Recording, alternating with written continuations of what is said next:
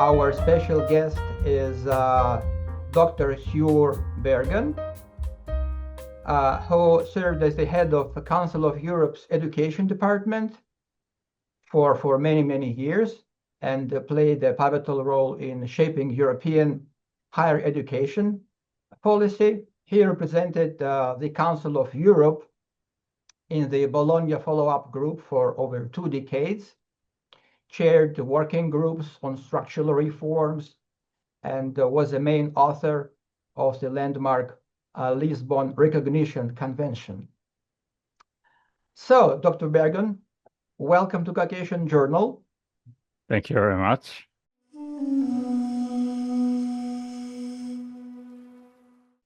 The primary question is rather straightforward. What does a full European Union membership truly mean in terms of education opportunities? For example, Georgia is already a member of European higher education area and has access to Erasmus+. So what's the added value that the countries would receive as full members of the European Union? I was head of the education department in the Council of Europe for quite some time. I'm now retired, so I now speak as an independent, not on behalf of the Council of Europe. And the Council of Europe, of course, is a broader organization than the European Union with 46 members, of which all 3 South Caucasian countries are members. So if you ask about the advantages sort of in everyday life, I think education is one of the areas in which broader European cooperation, whether within the framework of the European Union or within the framework of the European higher education area, it is quite developed. So I think there are many opportunities also with EU programs like Erasmus+, also for students and staff from the South Caucasus countries. So sort of on a day-to-day level, you may not feel an immediate difference, at least at higher education.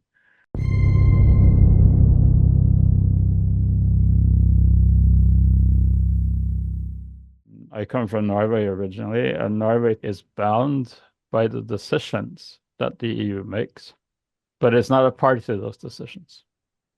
You know, if you're committed to European cooperation, whether it's through the Council of Europe, whether it's or the European Union, you want to be in when the decisions are made. So I think the advantages are less sort of at an everyday level than it is at the policy and decision-making level. Say the EU Education Committee, which is a committee made up of ministry officials, coordinates policies in a way that would not comprise countries that are not members or very closely related to the EU. So I don't think you'll see sort of a difference from day one, but from year 1 or year 10, yes, I think you would. In your opinion, do all the European member states share the same values to the same extent? And how important is this consistency? I believe you are the right person to ask this. The short answer is yes and no. I think you need to distinguish between what they have adhered to in terms of declarations and policies and what they actually put into practice. In the European higher education area, just to stick to higher education, all ministers have agreed to implement the 6, what they call the 6 fundamental values of higher education as academic freedom, academic integrity, institutional autonomy, student and staff participation in higher education governance, it's public responsibility for higher education, and public responsibility of higher education. In the context of the Council of Europe, all member states or all countries in the European Cultural Convention have adopted a reference framework of competences for democratic culture. So the notion is that democracy It's certain democratic institutions, so parliament, city councils, laws, the constitution, but not only the constitution, and elections are, of course, key to democracy. But the notion of democratic culture means that these institutions, laws, and elections will not be democratic unless they build on what we call a culture of democracy. And that's really a set of attitudes and behaviors. If you look at how you put them into practice, that's something else. There are issues, I think, in several countries, and we're still, I mean, that's why, in the context of the European higher education area, the fundamental values were largely taken for granted. They were always present in the declaration, but there was an assumption that they functioned quite well. That assumption, I think, changed somewhere between 2012 and 2015. Why this change? Because in many countries of Europe, you see an emerging populism, mostly of the right, sometimes of the left. Populism has several aspects.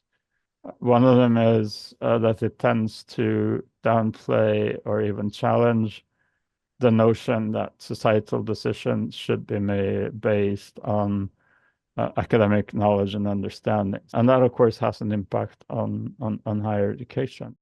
Well, you have touched already my next question, which was about the connection between education and democracy, which I think is a fundamental question, and I would still very much like to hear your opinion Absolutely. about this very basic thing.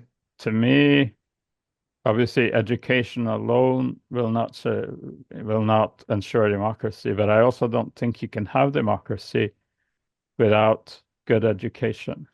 In the Council of Europe, we defined 4 major purposes of education. Obviously, preparation for the labor market, but also preparation for life as active citizens in democratic societies, personal development, and then as societies we need a broad and advanced knowledge base. So if you look at the sort of factual knowledge aspect of education, I think it's easy to make the case that in modern societies this is essential. That doesn't make the societies democratic. So the democratic dimension comes in through the attitudes that education should also develop. Democracy is not just about institutions and laws. It's about making these democratic in practice. And I don't quite see how this can function unless the attitudes and the competences to do so have been developed through the educational system. And it needs to start at the very earliest age and then continue all through education, even also at universities. And we also have a concept called the whole school or the whole institution approach, which is really not about each individual subject, but it's about how people interact at the school or at the university. Are the interaction marked by respect? Are they do students at all ages feel that they have some influence on their own everyday situation? It can be a very simple project. It can be quite complex project. I think you have a tremendous experience working at the Council of Europe. Can you perhaps name any good examples of the new democracies getting closer to the Western standards?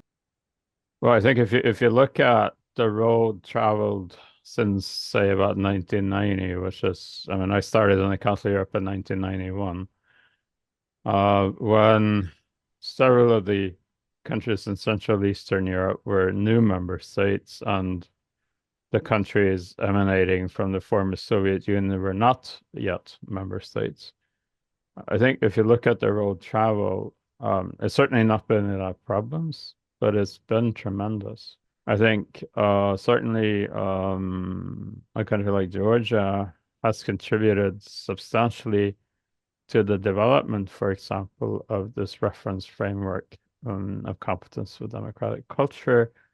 Georgia has had very good representatives in the Bologna follow-up group, which is the group overseeing the European higher education area. Armenia organized the ministerial conference of the European higher education area in 2015, and certainly influenced this very strongly.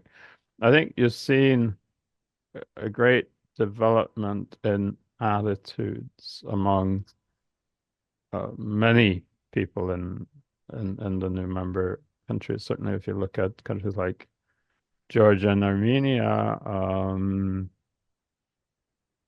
you have in the academic community people who are very focused on international cooperation, on making not only making the experience of other countries available to people in their own countries, but also saying our experience is also valuable, and other countries may also learn something from our own experience. So, I mean, if you look at a country like Armenia and its participation in Erasmus Plus, for example, and I think the same is true for Georgia, I think this has had a great impact. So I think certainly the Erasmus Plus program, which is an EU program, has been hugely significant. It's just opened a possibility for student and staff exchanges that would not have been there otherwise. There are also, I think, opportunities for academic exchange between institutions, so that you have several cooperation agreements from one institution to another, and that's important that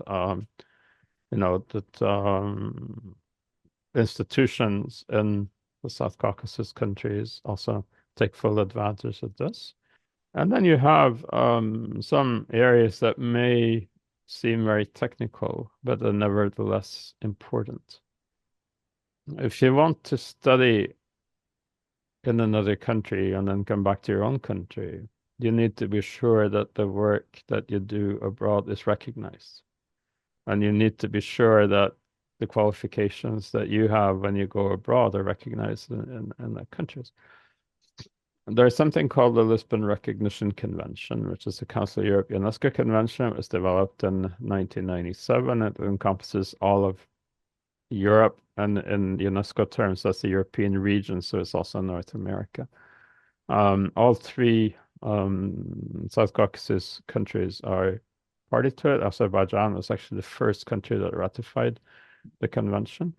And three countries, I think, are active participants in what we call the ENIC network. Now, the ENIC is European Network of National Information Centers. So in each country, there is a center that would provide information. So if you're a Georgian, you want to study abroad, but you're not quite sure whether your program will be recognized or not, that's, unless your university can provide the information, that's where you can go.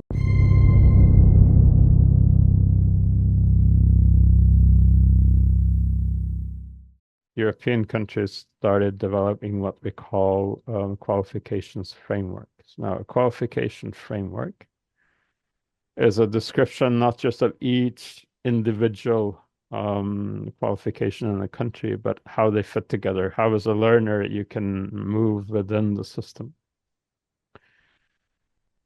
In Europe, the national frameworks are developed within a broader framework, which is the framework of the European higher education area and the European qualifications framework, which is an EU driven. Now, these are fully compatible. The difference between them broadly is that the EQF encompasses all levels of education, the Bologna framework, higher education only. So once you have your framework in place, it means that, say, if you have a Georgian degree at bachelor's level, that is in fact comparable to a bachelor's level in France and Germany and the UK and Norway or any other country.